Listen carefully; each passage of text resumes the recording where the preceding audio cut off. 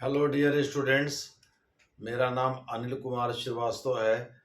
आज मैं चर्चा करने जा रहा हूँ एसेक्विबा क्षेत्र है अटलांटिक से लगा हुआ, यानी अंध महासागर। यूरोप में अंध महासागर, यूरोप और अमेरिका के बीच जो है अंध महासागर है, उससे लगा हुआ क्षेत्र है।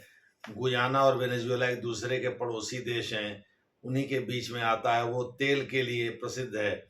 एक्चुअली वेनेजा ओपेक का वेनेजुएला ओपेक का एक सदस्य देश है, और इसी तेल के को लेकर के ही तो सारा खेल होता है दक्षिण अमेरिका में।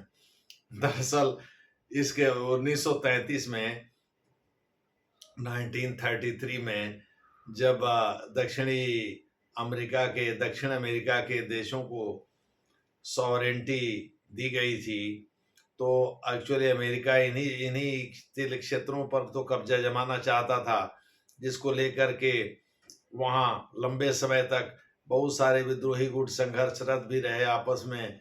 और अमेरिका को बाहर करने के लिए यूगो चावेज जैसे वामपंथी विचारधारा के लोग भी वेनेजुएला में पैदा हुए। यूगो चावेज की अब डेथ हो गई है, और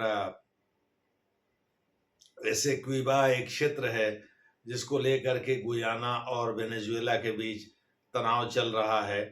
दरअसल गुयाना की यात्रा नरेंद्र मोदी ने कुछ दिन पहले ही की थी।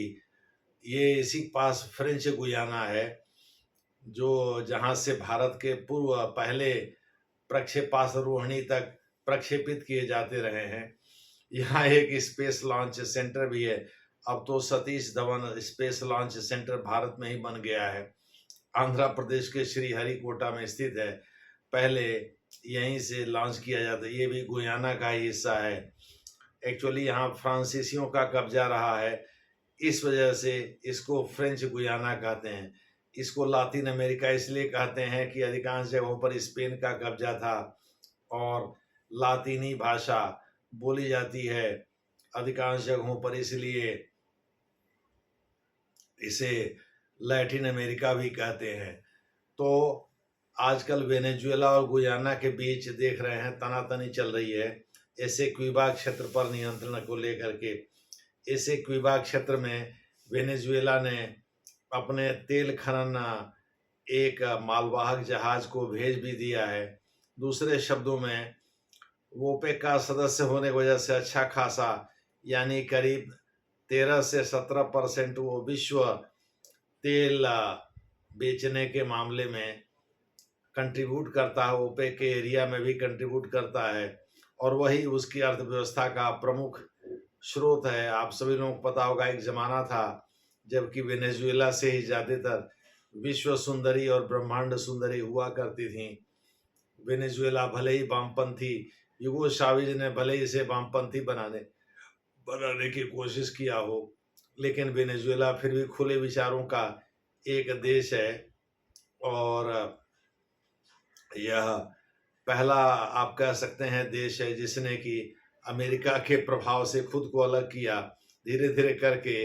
हालांकि अगर उत्तरी अमेरिका में देखा जाए तो क्यूबा को पहले हम रखेंगे, फिर उसके बाद से दक्षिण अमेरिका में हम, यानी अमेरिकाज की अगर हम चर्चा करें तो सबसे पहले हम क्यूबा को रखेंगे, फिर वेनेजुएला को रखेंगे। लेकिन दक्षिण अमेरिका में वेनेजुएला पहला देश है। दूसरे नंबर पर कोलंबिया, तीसरे नंबर पर हम अर्जेंटीना वगैरह या बोलीविया वगैरह को रख सकते हैं। तो आजकल वेनेजुएला और गुयाना के बीच जो है एक संघर्ष चल रहा है, एक तनाव चल रहा है। और यह तनाव है वास्तव में अंध महासागर से लगा हुआ जो क्षेत्र है, जो तेल खनन के लिए प्रसिद्ध है। उसमें वेनेजुएला के एक्सप्लोरेशन शिप, यानी तेल खोजने वाले जहाज की, पानी के जहाज की घुसपैठ, वो घुसपैठ करके पानी का जहाज तेल ढूंढ रहा है, और गुयाना के जो कि उसका पड़ोसी देश है उसके साथ ले करके अच्छा खासा तनाव है। ये एरिया एसेक्विबा के नाम से जाना जाता है, ESEQUIBA, एसेक्विबा के नाम से जाना जाता है। और हम आपको ये बता दें कि यह तेल खनन के लिए बहुत ही प्रसिद्ध क्षेत्र है दक्षिण अमेरिका में। ये यूपीएससी की तैयारी करने वाले और स्टेट पीसीएस की तैयारी करने वाले बच्चों को जानना चाहिए कि यह एक प्रमुख तेल खनन क्षेत्र है।